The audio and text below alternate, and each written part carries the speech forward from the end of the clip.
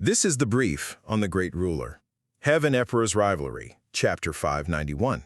All right, so we're diving into the Santhai continent. This place is basically run by the super powerful Sky Phoenix clan, and things are getting really tense over a super rare bloodline involving some of the multiverse's top cultivators. First up, you've got this Sky Phoenix clan, right?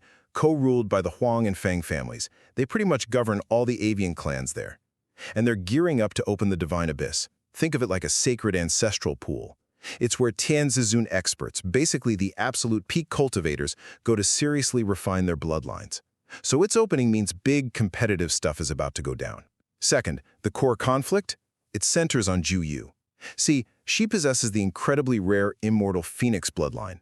Now, Huang Qianzi, the son of one of the clan leaders, desperately needs her specific bloodline for his final shot, the 9th Nirvana attempt of this legendary 9 Revolutions divine skill. It's vital for his advancement. But if he consumes her bloodline, her own cultivation path is just over, permanently stopped. And yeah, the Sky Phoenix clan is demanding she cooperate. Finally, Zhu Yu isn't totally unprotected here. She shares a blood pact that's a really deep symbiotic bond with Mu Chen, who happens to be the lord of the Mu territory.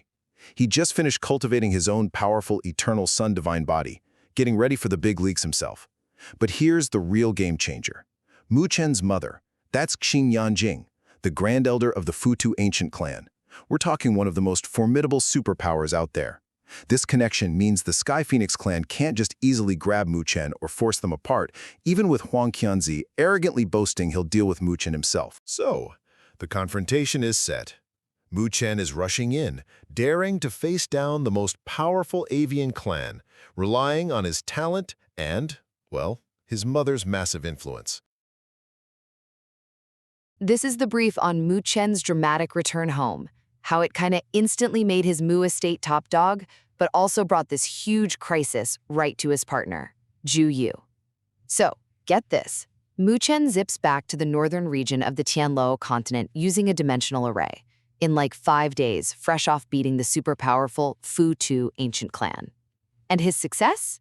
Well, it bumps him way up to the heavenly sovereign level. Think top-tier power. This totally shakes up the politics back home, but also paints a massive target on his friends. First off, his background. It totally changed the game for the Mu estate. See, his mom's now a big shot, a grand elder, in that Futu clan. So, overnight, boom, Mu estate is the undisputed boss in the Tianluo continent. Everyone else just backed off, no fight needed. They weren't scared of Mu Chen himself necessarily, but his connections? Whoa. Second, you know how it goes, right? Big power draws big trouble. His blood-pact partner, Zhu Yu, they're seriously connected through their cultivation journey. She was trying to power up her own bloodline to match him. Problem is, this bad guy Huang Qianzi needs her exact rare bloodline for the last stage of his own power-up technique. And if he gets it, it'll completely ruin her future path. Finally, it all comes to a head at this sacred place, the God-scattering pool. This Huang Qianzi guy is throwing his weight around, using his heavenly sovereign power to bully Zhu Yu's elder, forcing him to his knees. Just when Zhu Yu's about to sacrifice herself to stop it, guess who shows up? Mu Chen. Appears in this giant beam of light, instantly crushes the bad guy's power field, and basically says, not happening. Nobody touches her. Mu Chen showing up like that proves he'll absolutely throw down with anyone, even another supreme power, to protect Zhu Yu. This is the brief on Mu Chen jumping into the divine ruins and the big fight that kicks off right after. So, we're diving headfirst into some serious drama, right? Mu Chen shows up to back his ally, Zhu Yu, against this really powerful group, the Great God Demon Tribe. And, at the same time, they're gearing up to enter the divine ruins. Think of it as this intense trial ground for like major power boosts. First off, Mu Chen kind of flexes his influence immediately. Now, his own power level, they call it a medium Ling stage heavenly sovereign, isn't top tier yet. But the enemy leader, he can't just attack Mu Chen. Why not? Because Mu Chen's got serious backup, like the Fire Emperor, plus he's the Demon Slayer King. Attacking him means war, simple as that. Second, the real focus here is getting into the divine ruins, which people also call the god Ashura pool. Inside, something called elite blood essence. It's basically super condensed power left over from crazy strong warriors who died. And GU needs this stuff. It's absolutely essential for her to awaken her rare immortal phoenix bloodline, to fully evolve. Finally, Chen actually snags the first big chunk of this essence, kicking off GU's transformation. But then they spot the ultimate prize essence. That's like Ling Stage Heavenly Sovereign level. Just as Chen goes for that one, bam! He gets cut off by Fang Jing. Remember him? The Golden Condor genius who was trash-talking Chen earlier? Yeah, him. So now Chen's got to fight tooth and nail against this tough rival, right there in the danger zone to lock down this power-up for GU. Alright, this is the brief on Chen's ruthless domination in the God Elevating Pool. Okay, so we're in the God Elevating Pool. Think mystical power-up zone for beast gods. Everyone wants the Supreme God Blood Essence. The big clash, human Chen versus elite beast god Fang Jing. Alright, let's break down the 3 key things you need to know about how this all went down.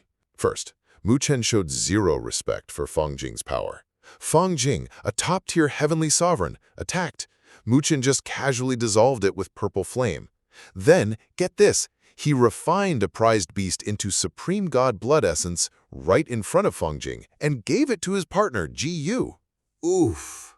Second, Fang Jing paid dearly. He went full beast mode, using his ultimate heavenly slaughter god wings. Chen hit back hard with his immortal god body and Sky Phoenix killing blade, wounding him badly. Chen trapped him. To escape, Fang Jing had to break his own wing. That's like a 100-year recovery injury, easy. Finally, this win shook things up. Chen's suddenly terrifying. Other beast gods, they saw him and ran.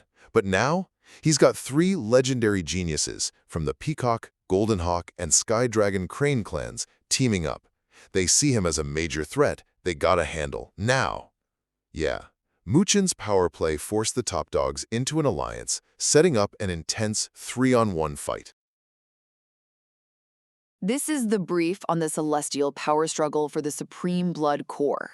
So, Chen and Yu, yeah, they just got kind of roped into this crazy high-stakes heist, forming this, desperate alliance, all to steal a legendary resource from this super arrogant rival genius who sounds, honestly, terrifyingly powerful.